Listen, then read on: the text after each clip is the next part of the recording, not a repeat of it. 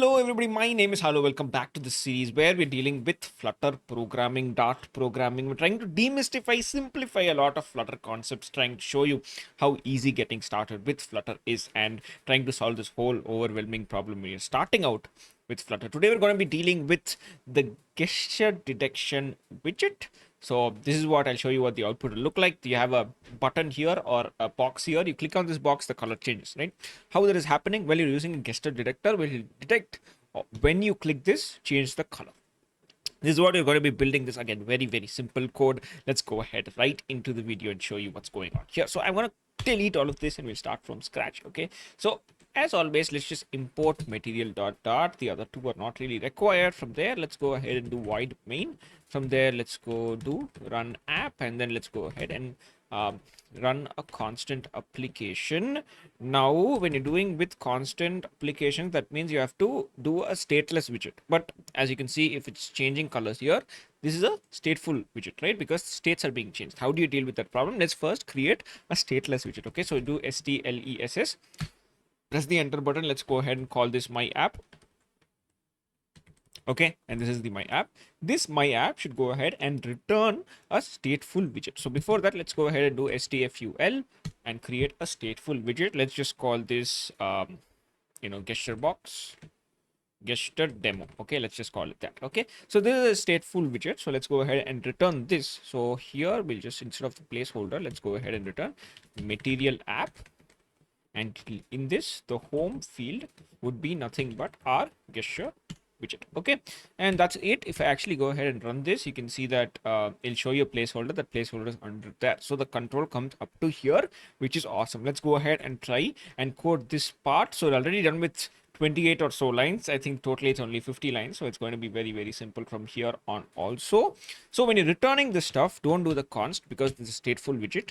Let's just go ahead and return the material app. Inside that, because you're going to be building an app, and this is what it looks like by default. Let's go ahead and create a scaffold, and that will be our home. So scaffold, right there. Let's go ahead and scaffold. I think the spelling is right only. Yeah, so app bar, let's have that as something that we want here. So let's go ahead with the app bar widgets. So let me go ahead and put a title also. This can be constant because it's always going to be the same. So Flutter gesture detection.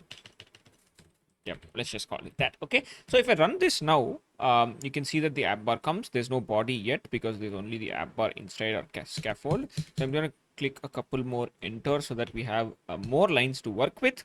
Once the app bar is done, I'm going to do a quick comma so that we can continue with the body. Right, in the body, I'm going to go ahead with the center widget so that we can center our light box. Under there, I'm going to create a container first. Okay, let us just create the container, maybe child.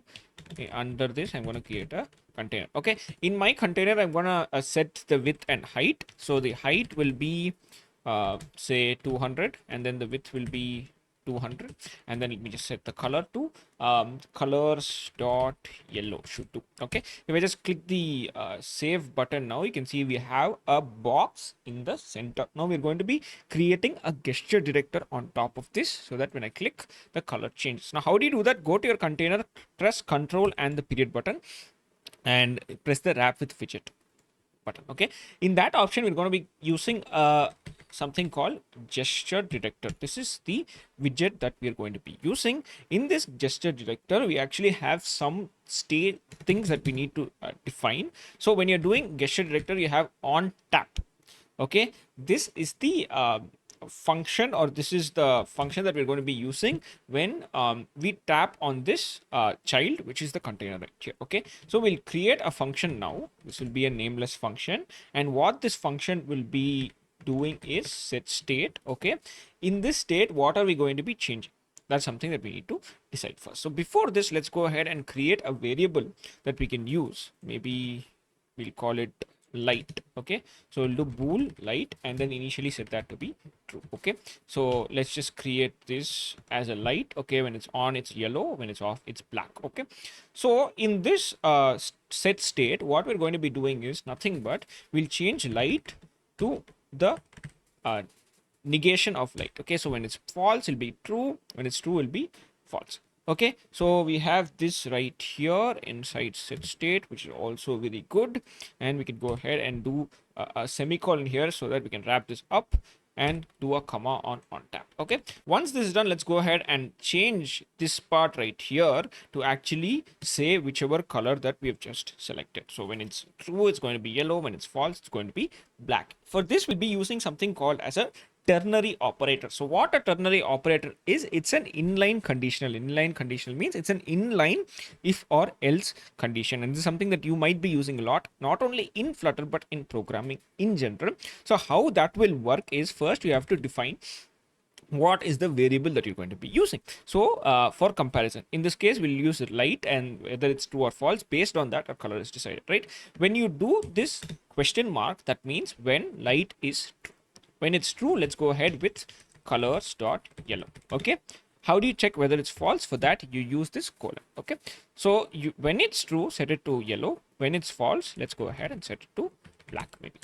Right, once this is done, this conditional is right here. You see the height and width, all of that is good, and we have put the set state, which is on tap. Okay, so when I click this button, you can see that this is how gesture detection works. Now, on tap is not the only gesture detector that's there. You can also have some common ones like on double tap, right? And that'll be double tapping this twice, and then that goes from there. You can just do on, and then you can let it auto complete. Actually, there's so much here. Actually, you have a long press also. You have so long press. When I do this, I'm just going to press this for a long time. You can see that change. I just press, nothing happens. Okay, I'm just going to set this to on tap right now. Well, that's it really about gesture detectors. I hope you're able to understand how simple all of this really is. I hope this video helped you. If it did, hit that like button. If you guys have any questions about the series, about this particular video, let me know down in the comments. I'll try my best to answer them. You guys can help out each other also.